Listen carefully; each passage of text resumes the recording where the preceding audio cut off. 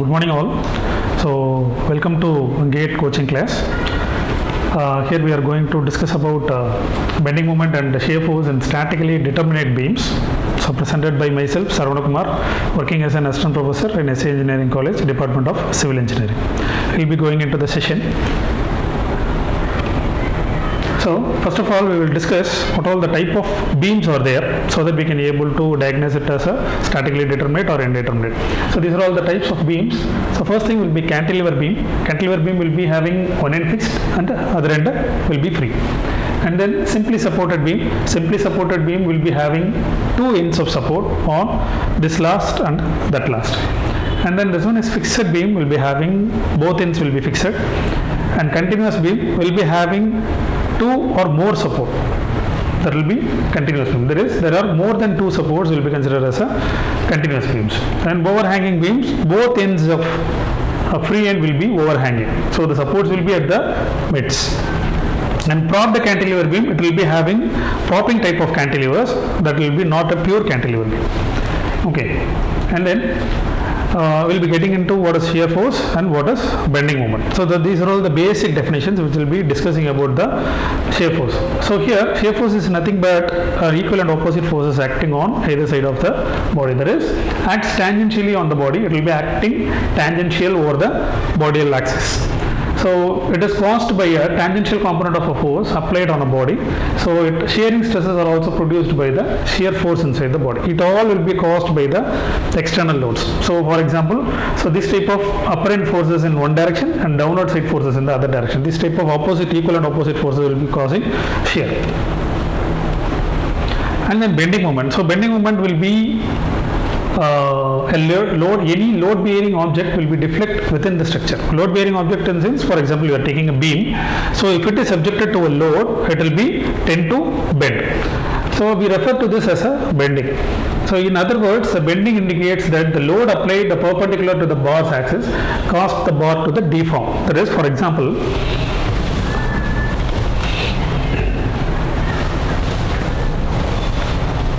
so this will be a beam, for example, this will be a beam.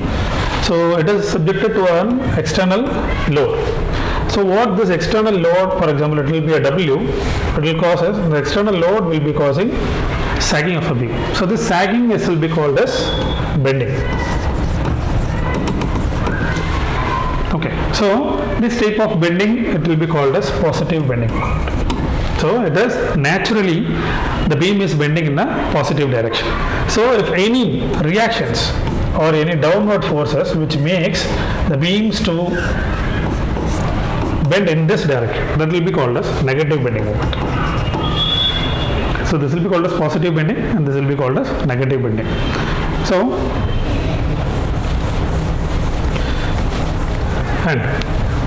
and our topic is statically determinate structure, bending and shear force for a statically determinate structure. So before going into the problems, we need to discuss about how to identify a statically determinate structure. So for example, we are having three types of support. That is, first one will be fixed. Second one, it will be hinged. And third one, are having roller support. So these are all the types of support.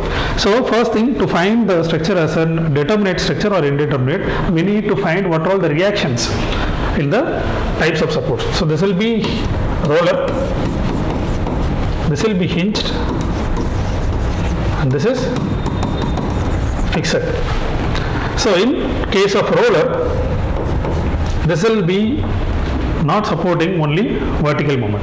This will be accessing horizontal moment and rotating moment. So it will not allow the object to move in the horizontal direction. So it will be having only one force.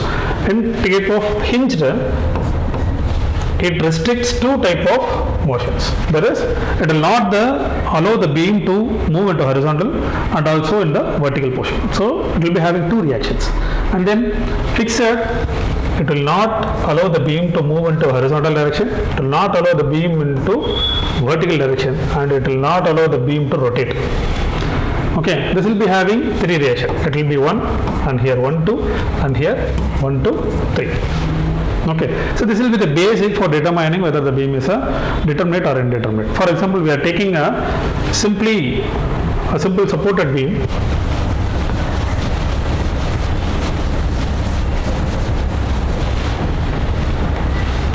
So we are having a beam which is fixed at one end. Okay, so as usual, as we have studied, it will be having three reactions. The basic formula for finding whether it is a determinate or indeterminate is R, which is equal to 3n. So R is called as number of reactions and n will be called as members. Okay, so this will be member, that is we are having only one member, and this will be called as reactions. How many reactions you are having? 1, 2, 3. 3 reactions you are having. So substituting this number of reactions, there is 3, which is equal to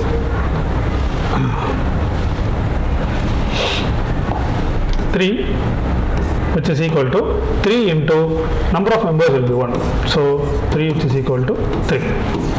So this structure is a determinate structure. For example, we are taking other one.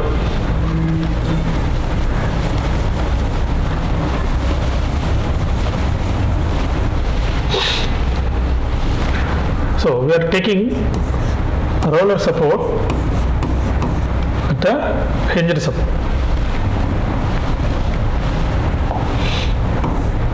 Okay, so here we need to, that is R, which is equal to 3n. R, which is equal to 3n. So reactions, how much of reactions it will be having? 2 reactions, and it will be having 1 reaction. 1, here 2, here 3. So reactions, total reaction will be 3, which is equal to 3 into number of members. We are having only one member. 3 into 1, so 3, which is equal to 3. So first, before identifying the shear force and bending moment for the beam, we have to ensure that it is a statically determinate one. So for that, this is a shortcut method for determining whether the beam is a determinate or indeterminate. If it is 3, that is R, which is equal to 3n, if this condition is satisfied, it is a determinate beam. It is a determinate beam. If it is not satisfied, it is our reactions are greater than 3n, it is indeterminate beam. Indeterminate. The way of calculating the reactions for indeterminate beam will be entirely different while comparing to the determinate one.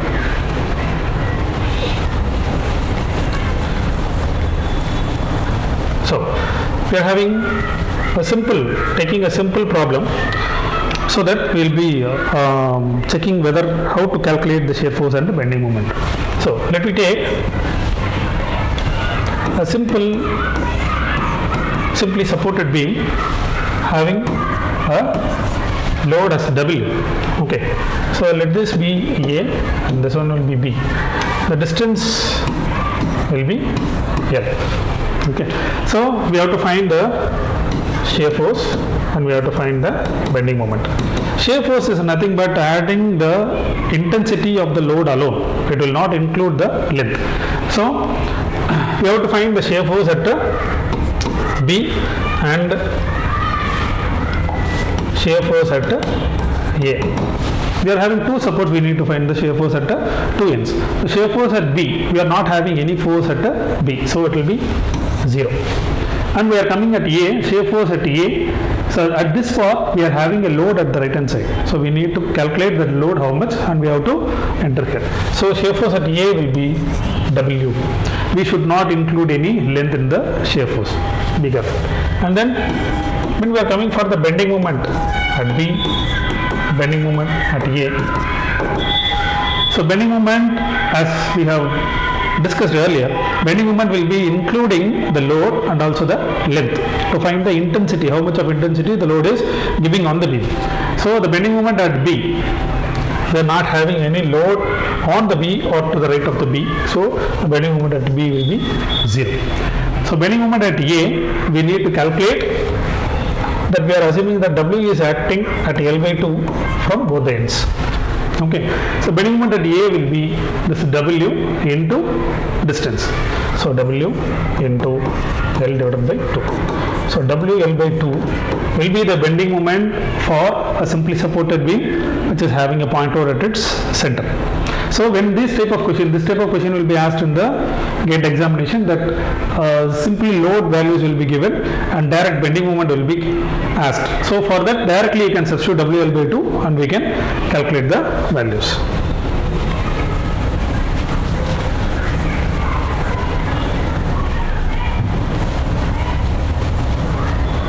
So in case of a simply supported beam, in case of a UDL, how it will be calculated? So this is W and this is AB. In case of UDL, the shear force at B, shear force at A. Shear force at B will be 0 and shear force at A, we need to convert this UDL into a point load, simple. So that is, if it is L. So for what we have to do to convert that UDL to a point load, just we have to multiply the load into distance. Okay, so when we multiply the load into distance, it will be converted into WL acting at the center of the beam. Okay, this will be acting at the center of the beam. So that is, shear force will be W into L. Okay, and then bending moment at B, automatically it will be 0 while it is at a free end. We are not having any beams or forces at the right hand side. The bending moment at A, which is equal to, we need to calculate the load and also the distance. So W into L, W into L we are converting into point load. Into how much of distance? Into L by 2. So finally WL square divided by 2. So when a simply supported beam with the UDL case is given and asked to find out the bending moment, you can blindly follow this WL square by 2 and substitute the values and get the answer.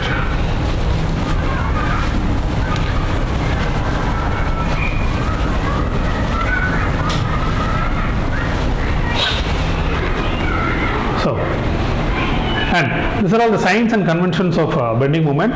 When it have a natural bending, so just like we adopted for few sign conventions while learning to the shear force, we shall adopt the conversions in bending moment also. So when the beam is bending in the right way in the sense, for example, so right way in the sense when the load is applied, so when the load is applied on a beam like this, the beam will be tend to bend in this direction. So it is bending in the right way. So it is positive. So when the beam is subjected to opposite forces, it will be acting in a sagging position. So it is negative bending moment.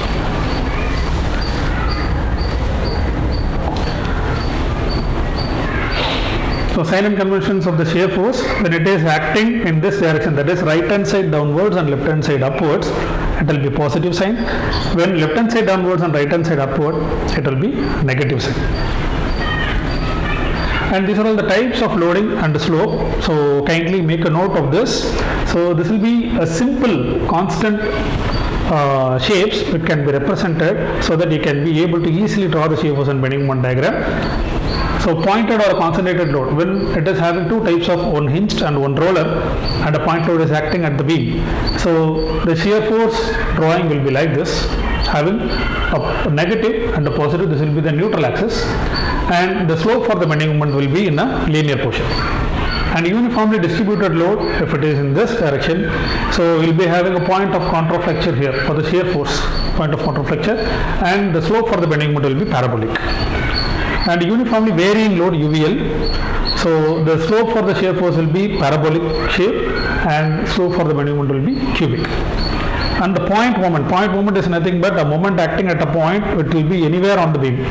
So slope for the shear force, it will be a constant like a rectangular bar, and the slope for the bending moment will be linear. And then, so these are all some of the conditions that we can able to write it as a formula here so that you can directly apply in the gate question. So this is one type of, that is propped cantilever beams, which is having a different varieties of load, and what are all the bending moment and what are all the shear force that we have discussed here. So with an end load, a point end load, it is subjected at A when x is equal to 0, that is the distance will be 0, and at B the distance is L. So at this case the shear force will be W, that is direct W load, and bending moment will be 0. Bending moment will be 0 at this point because bending moment will be load into direction. So here there will not be any direction at the point of A. So the bending moment will be 0. And at point B, the shear force will be W. Why? Because we are having right hand side W force, so the shear force will be W, and bending moment will be W into the distance L. W into L.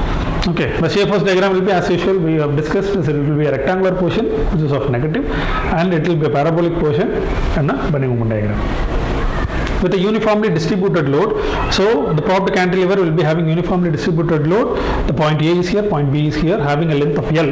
We are taking moment about the section XX. Okay, so we discovered that the bending moment changes according to a parabolic law, while the shear force changes according to the linear route. So shear force will be having a linear line curve, and bending moment diagram will be having a parabolic curve. Okay, so here at A, both the things will be 0. As usual at A, both the things will be 0, and at B, it will having some distance, so bending moment will not be 0 and shear force will not be 0, because we are having a load also. So the shear force will be S into X, that is minus W into the distance of L. Okay, that is shear force. And bending moment minus W into L by 2, that is located at the center. So WL square divided by 2 will be the bending moment value for this section. And UDL with a concentrated load at a free end, that is it is having a UDL and also a concentrated load at the free end. So for this, the shear force at the point of A, or we are having the shear force at the section X, that will be minus of W plus, that is W plus W into X. W will be the load and W into X will be the load into distance. Okay, and bending moment will be M at X, that is minus Wx plus WL square, that is Wx square divided by 2. So this will be having a shear force of nonlinear section, and the bending moment diagram will be having a parabolic curve. And this is a UDL which is acting at the free end of the beam. So at this section, shear force at X, it will be minus W into A, because we are having the shear force identifying at a section, not at the end. So it will be having a distance, so the distance will be measured as A, so minus W into A. So bending moment Mx which is equal to minus WA square divided by 2. So why we are adding W into A here? We are not adding that distance here.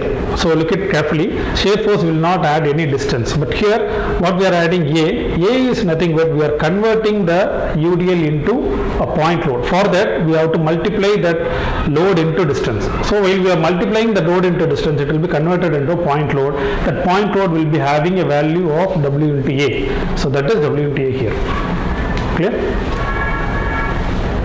So like that, say with the uniformly varying load, it will be having shear force at X, that is X, which will be minus WL by 2, and bending moment at X, it will be having minus WL square by 6. Okay, like that, say. So properties, it will be having several properties. So this will be the concept of point of contraflexure. The point of contraflexure will be only at the bending moment diagram, where we are having a sign change from the positive to negative. Sign change from positive to negative. That point is called as point of contraflexure, where it will be 0.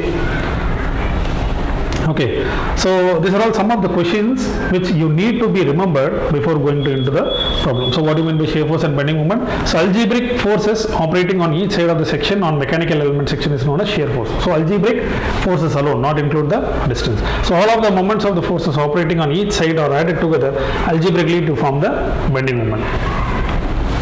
So what is the relationship between shear force and bending moment? So bending moment is either at its highest or it is lowest at the point where shear force is 0 or changes the signs. The shear force and bending moment are related in this way. So by drawing the shear force and bending moment diagram, you can find out where in the structure to put reinforcements to the counteract the forces and the moment. So basically, what is the need for finding the bending moment and shear force is nothing but where to use the reinforcement or how much of reinforcement to be used to counteract the moments. Okay. So this and all the sections is get over. By the next video, we will be discussing about the bending moment and shear force diagram to a indeterminate structures. Thank you.